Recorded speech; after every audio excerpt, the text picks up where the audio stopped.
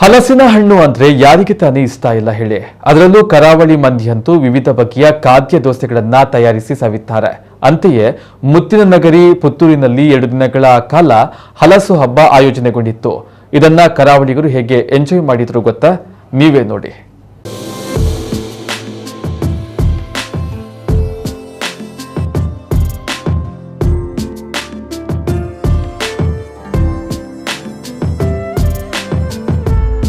ಉಂಡು ಮಾವು ತಿನ್ನು, ಹಸಿದು ಹಲಸು ತಿನ್ನು ಅನ್ನುವಂತಹ ಮಾತಿದೆ.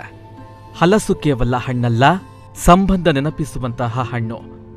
ಅಜ್ಜಿ ತಾತ ನೆಟ್ಟ ಹಲಸಿನ ಗಿಡ ಮಕ್ಕಳು ಮೊಮ್ಮಕ್ಕಳ ಕಾಲಕ್ಕೂ ಫಲ ಕೊಡ್ತವೆ. ಆ ಮೂಲಕ ಹಿರಿಯರ ನೆನಪನ್ನ ಜೀವಂತವಾಗಿ ಇಡ್ತವೆ. ಅಂತಹ ಹಣ್ಣನ್ನ ಇಷ್ಟಪಡದವರಿಲ್ಲ. ಎಲ್ಲ ವಯಸ್ಸಿನವರಿಗೂ ಇದು ಫೇವ್ರೇಟ್. ಅಂತೆಯೇ ಮುತ್ತಿನ ನಗರಿ ಪುತ್ತೂರಿನಲ್ಲಿ ಹಲಸಿನ ಹಬ್ಬ ನಡೆಯಿತು. ನವತೇಜ ಟ್ರಸ್ಟ್ ಪುತ್ತೂರು, ಬೆಂಗಳೂರು ಭಾರತೀಯ ತೋಟಗಾರಿಕಾ ಸಂಸ್ಥೆ ಹಾಗೂ ಜೆಸಿಐ ಸಹಯೋಗದಲ್ಲಿ ಆಯೋಜನೆ ಮಾಡಲಾಗಿದ್ದ ಮೇಳದಲ್ಲಿ ಸಾವಿರಾರು ಜನರು ಭಾಗಿಯಾಗಿದ್ರು. ಹಲಸಿನಿಂದ ತಯಾರಾದ ಬಗೆ ಬಗೆಯ ತಿಂಡಿ ಸವಿತು ಹೊಸ ರುಚಿಯ ಅನುಭವವನ್ನ ಪಡೆದ್ರು. 2 ದಿನಗಳ ಕಾಲ ಪುತ್ತೂರಿನ ಜೈನ ಭವನದಲ್ಲಿ ಹಲಸಿನ ಹಬ್ಬವನ್ನ ಸಖತ್ತಾಗಿ ಜನರು ಎಂಜಾಯ್ ಮಾಡಿದ್ರು. ಜೆಸಿಐ ಪುತ್ತೂರು, ನವತೇಜ ಪುತ್ತೂರು ಮತ್ತು IAHR ಹೆಸರುಘಟ್ಟ ಬೆಂಗಳೂರು ಮತ್ತು ಪುತ್ತೂರಿನ ರೋಟರಿ ಯುವ ಇದರ ಜಂಟಿ ಆಶ್ರಯದಲ್ಲಿ ನಡೀತಾ ಇರುವಂತಹ ಈ ಒಂದು ಹಲಸು ಮತ್ತು ಹಣ್ಣು ಮೇಳ ಬೆಳಗಿನಿಂದಲೇ ಭಾಳ ಉತ್ಸಾಹದಲ್ಲಿ ಜನರು ಹಲಸಿನ ಹಣ್ಣಿನ ಮೇಳವನ್ನು ಸವಿತಾ ಇದ್ದಾರೆ. ಇಲ್ಲಿಯ ಬೇರೆ ಬೇರೆ ಸವಿ ಊಟಗಳನ್ನು, ಬೇರೆ ಬೇರೆ ತಿಂಡಿಯ ಸ್ಟಾಲ್ಗಳನ್ನು, ಹಾಗೆಯೇ ಸಿಕ್ಕಾಬಟ್ಟೆ ಹಲಸಿನ ಪ್ರಾಡಕ್ಟ್ಗಳು ನಮ್ಮ ಮೇಳದಲ್ಲಿ ಬಂದಿದೆ. ಎಲ್ಲ ಒಂದು 50ರಷ್ಟು ಮಳಿಗೆಗಳು ಹಲಸು ಮತ್ತು ಹಣ್ಣಿನ ಖಾದ್ಯಗಳನ್ನು ಮತ್ತು ಅದರ ವ್ಯಾಲ್ಯೂ ಅಡಿಷನ್ ಮೌಲ್ಯವರ್ಧಿತ ಉತ್ಪನ್ನವನ್ನು ಇಲ್ಲಿ ಜನರಿಗೋಸ್ಕರ ಸಾದರಪಡಿಸ್ತಾ ಇದ್ದಾರೆ. ಈ ಮೇಳದಲ್ಲಿ ನರ್ಸರಿ ಗಿಡದಿಂದ ಹಿಡಿದು ಹಲಸಿನ ಕಟ್ಟಕಡೆಯ ಖಾದ್ಯವು ಈ ಒಂದು ಮೇಳದಲ್ಲಿ ಸಿಗ್ತದೆ. ಗಿಡ, ಹಣ್ಣು ಮತ್ತು ವಿಶೇಷವಾಗಿ ನಮ್ಮ ಇಲ್ಲಿಯ ಈಗಿನ ಲೋಕಲ್ ಹಣ್ಣುಗಳು, ಮಾವಿನ ಹಣ್ಣುಗಳು, ಹಾಗೆ ರಂಬುಟಾನು, ಇಂಥದ್ದೆಲ್ಲ ಹಣ್ಣುಗಳು ಈ ಮೇಳದಲ್ಲಿ ಕೂಡ ಇದೆ. ವಿದೇಶಿ ಹಣ್ಣುಗಳಾದ ಡ್ರ್ಯಾಗನ್ ಫ್ರೂಟು, ಮ್ಯಾಂಗೋಸ್ಟಿನ್ ಕೂಡ ಮೇಳದ ಎದುರುಗಡೆ ರಾರಾಜಿಸ್ತಾ ಇದೆ.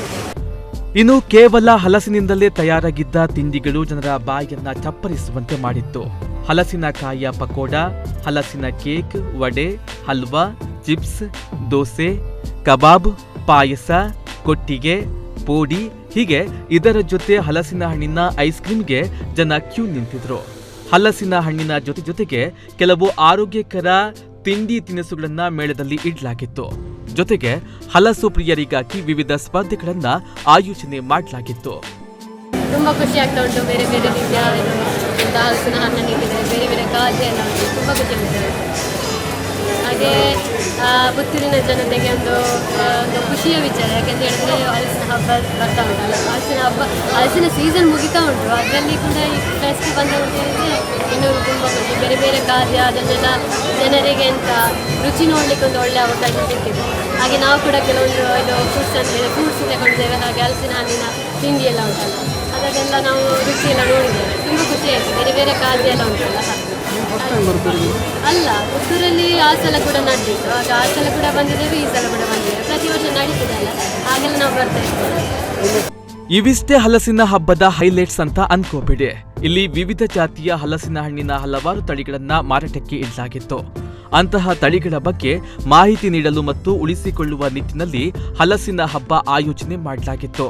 ಕಾರ್ಯಕ್ರಮದಲ್ಲಿ ಅಪರೂಪದ ತಳಿಗಳ ಬಗ್ಗೆ ಮಾಹಿತಿ ನೀಡಿದ ಆಯೋಜಕರು ಜನರಿಗೆ ಉಪಯೋಗಗಳ ಬಗ್ಗೆ ತಿಳಿಸಿದ್ರು.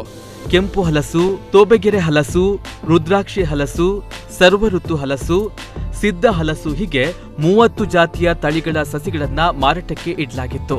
ಸಸಿಗಳ ಬಗ್ಗೆ ಮಾಹಿತಿ ಪಡೆದ ಹಲವಾರು ಜನರು ಅವುಗಳನ್ನ ಖರೀದಿಸುವ ಮೂಲಕ ಹಲಸು ಹಬ್ಬದ ಸಂಭ್ರಮದಲ್ಲಿ ಭಾಗಿಯಾದರು. ಕುಮಾರ್ ಪುತ್ತೂರು, ನಮ್ಮ ಕುಡ್ಲ ನ್ಯೂಸ್ 24x7 ಪುತ್ತೂರು.